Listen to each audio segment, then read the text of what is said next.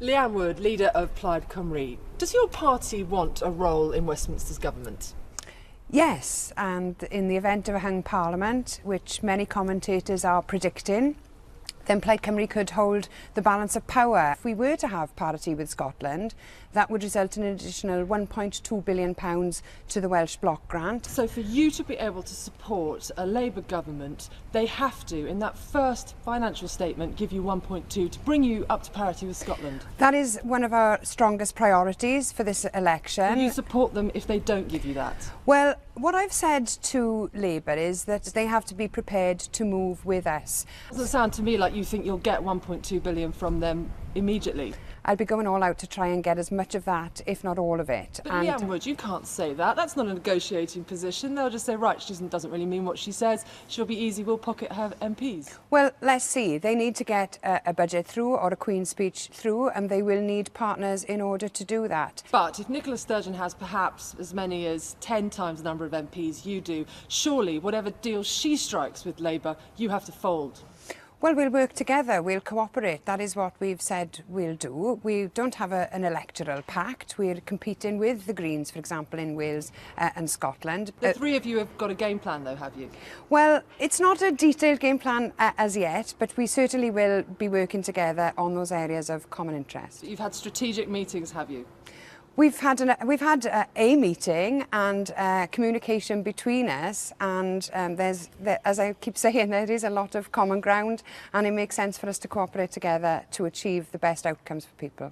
Nicola Sturgeon isn't running for Westminster's Parliament. You're not running for Westminster's Parliament, but you could be calling the shots and determining what is in a Labour budget and government. Is there a constitutional problem with that?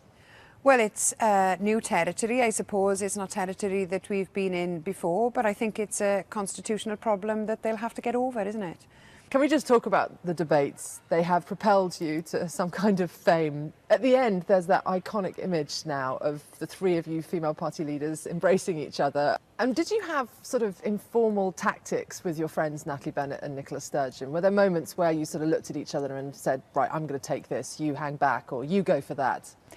There was one point when I caught Nicola's eye after Nigel Farage had said what he'd said about the people with HIV, and there was a kind of eye contact moment, which was, yes, let's go for this, and so we did. Did she say you do it? Or well, yeah, well, I just did it, and then she kind of backed that up. Do you think Wales going independent should or could happen in your lifetime? Yes, I do, and what I would say to that... You want that, do you? Yes, I do, because the way that Wales is at the moment, it's not operating in the best interests of its citizens, because so many of the decisions that affect what we do in Wales are made elsewhere. Why is UKIP outpolling your party in Wales? That's a good question, and I think that if people in Wales realised that UKIP would like to slash the Welsh Assembly's budget, for example, then maybe they wouldn't be so favourable towards them. Do you think you're a match for Nigel Farage? No question. Now, you're a Republican. You famously called the Queen Mrs Windsor. It got you in trouble. In the next few weeks, you might end up finding yourself inside government. You might have to meet the Queen. What will you call her? Will you call her Mrs Windsor?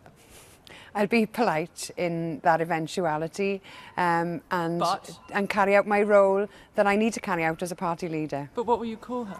I'll call her whatever I need to call her at the time, whatever the official terminology will be. I'll be polite and proper in that scenario. So you're not going to call her Mrs Windsor? Probably not.